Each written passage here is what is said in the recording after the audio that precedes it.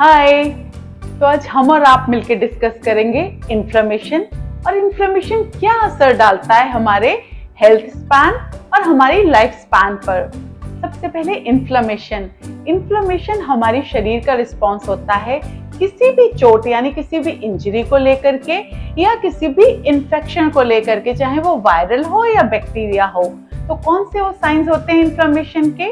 सबसे पहला स्वेलिंग यानी सूजन आ जाना, दूसरा उस जगह पे दर्द होना यानी पेन होना, तीसरा उस जगह का लाल हो जाना यानी रेडनेस, और चौथा उस जगह का टेम्परेचर का नॉर्मल टेम्परेचर से ज्यादा यानी उस जगह का गर्म हो जाना। तो इस तरीके से हमारी बॉडी किसी भी इंजरी से फाइट करती है और हमको बचाती है इन इंजरी से या इन इन्फेक्शन से। हमारी बॉडी का नॉर्मल रिस्पॉन्स होता है। लेकिन अगर ये इन्फ्लेमेशन कम इंटेंसिटी में यानी माइल्ड इन्फ्लेमेशन हमारे शरीर में लंबे टाइम तक चलता रहे तो वो जन्म देता है ढेर सारी बीमारियों को। यानी माइल्ड इन्फ्लेमेशन जो लंबे टाइम तक चले उसे हम बोलेंगे क्रॉनिक इन्फ्लेमेशन, और उससे जन्म देती हैं डिजीजेस जिन्हें हम कहते हैं क्रॉनिक डिजीज। जैसे कि एग्जाम्पल के तौर पे शुगर की बीमारी, हार्ट की बीमारी, लीवर से जुड़ी हुई नॉन एल्कोहलिक लीवर डिजीजेस।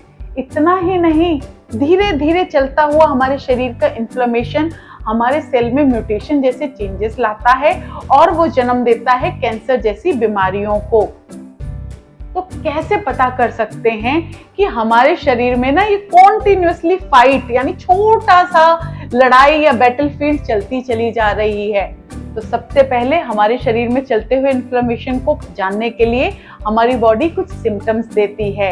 वो सिम्टम्स हैं जब हम सुबह सो के उठें तो हमारा फ्रेश ना फील करना, हमारा थका थका फील करना, दूसरा हमारे शरीर में ना एक कॉन्टिन्यूअसली हल्का हल्का पेन होना, मसल पेन, बोन पेन, और एक होता है ना फ्रेशनेस वाली फीलिंग, वो ना आना, हमेशा ऐसा लगना कि हमारे में एनर्जी नहीं है, और तीसरा हमारे शरीर में ना सुबह से शाम तक काम करने के बाद, बहुत थोड़ा सा काम करने के बाद बहुत ज्यादा थकान होना। तो ये तो वो सिम्टम्स हैं जो हमको बताते हैं कि हमारी बॉडी ना अंदर से 100% नहीं है, वो किसी ना किसी चीज से फाइट कर रही है। इसके अलावा ये तो सिम्टम्स हुए, लेकिन इसके अलावा हम ना बेसिक 2 जांच करा करके भी, बहुत ढेर सारे टेस्ट होते हैं इन्फ्लेमेशन पता करने के, लेकिन हम 2 सिंपल टेस्ट करा करके जान सकते हैं कि क्या हमारी बॉडी किसी क्रॉनिक इन्फ्लेमेटरी स्टेज में है। तो सबसे पहला ESR, या ये वो टेस्ट है, इरिथ्रोसाइट सेडिमेंटेशन रेट, जो जब हमें कोई इन्फेक्शन होता है तब ये बढ़ जाता है, लेकिन क्रॉनिक इन्फ्लेमेटरी स्टेज में भी इसकी वैल्यू नॉर्मल से ऊपर रहती है। और दूसरा CRP, सी रिएक्टिव प्रोटीन, ये भी कोई भी बीमारी होती है तो CRP बढ़ जाता है, लेकिन जब हमारी बॉडी क्रॉनिक इन्फ्लेमेटरी स्टेज में होती है तब भी इसकी वैल्यू नॉर्मल से ऊपर रहती है। तो ये चीजें हमें बताती हैं कि हमारी बॉडी में कुछ ना कुछ हल्के लेवल पर चल रही है एक्टिविटी, और यही वो एक्टिविटीज हैं जो हमारे को ना बॉडी में ढेर सारी क्रॉनिक डिजीजेस को जन्म देती हैं। अगर हम इसको, अपने इन्फ्लेमेशन को कंट्रोल कर लें तो हम बचा सकते हैं अपने आप को इन ढेर सारी क्रॉनिक डिजीजेस से और बढ़ा सकते हैं अपना लाइफ स्पैन और हेल्थ स्पैन। तो अब ये क्वेश्चन हमारे दिमाग में आता है, क्या पॉसिबल है हमारे लिए ये क्रॉनिक इन्फ्लेमेशन को कंट्रोल करना?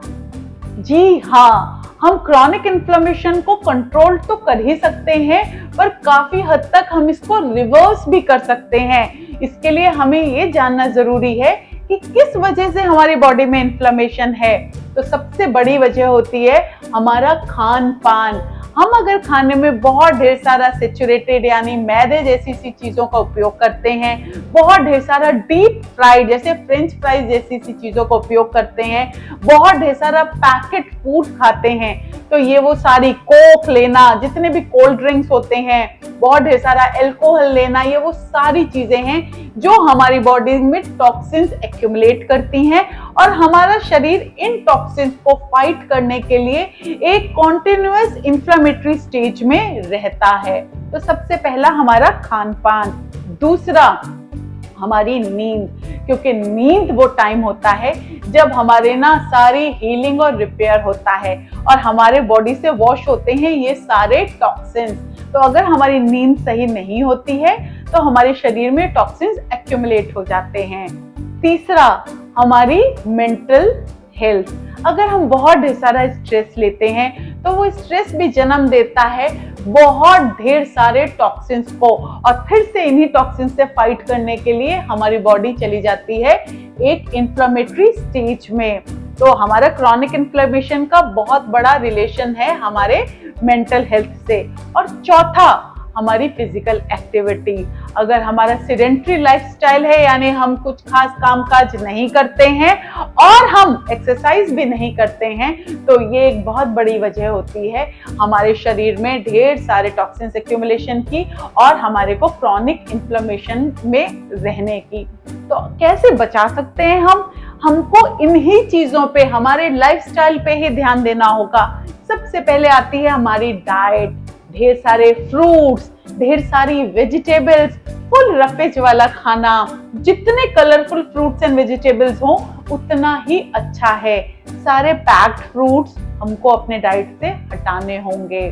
जितना हम कोशिश करें घर का बना हुआ खाना खाएंगे और फ्रेश खाना खाएंगे, उतना ही हमारे शरीर में ये इन्फ्लेमेशन कम होगा। दूसरा, नींद।